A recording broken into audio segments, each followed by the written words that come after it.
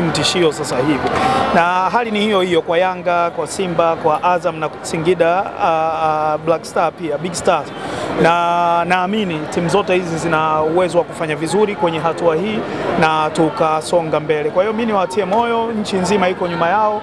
Mheshimiwa Rais ametuagiza kusimamia kuhakikisha kwamba hawakwami na kila ambalo tunatakiwa kulifanya ili kwa kiwango cha kiserikali kuhakikisha kwamba timu hizi zinafanya vizuri tutakifanya. Hizi ni salamu za Mheshimiwa Daktari Samia Suluhu Hassan, Rais wa Jamhuri ya Muungano wa Tanzania, ambaye ni mpenzi namba 1 wa mpira wa miguu nchini.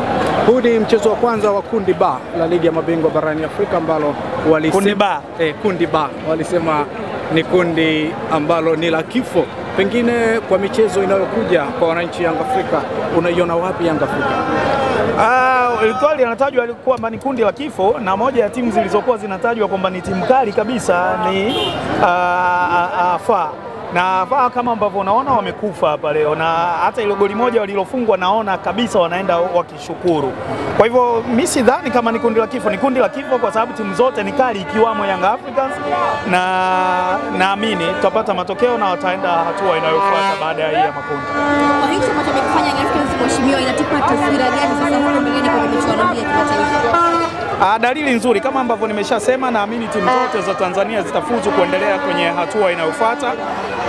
Ikitoka makundi na kwenda 16 bora, itakwenda kwenye 16 bora, na ni kwa sababu kiwango chetu kimeongezeka sana. Uwekezaji mkubwa umefanyika, support kubwa ya serikali imefanyika kwa miaka kadhaa sasa, na naamini sisi tumekuwa magwiji wa soka barani Afrika kama zile nchi ambazo zimekuwa zikiogopewa kwa miaka.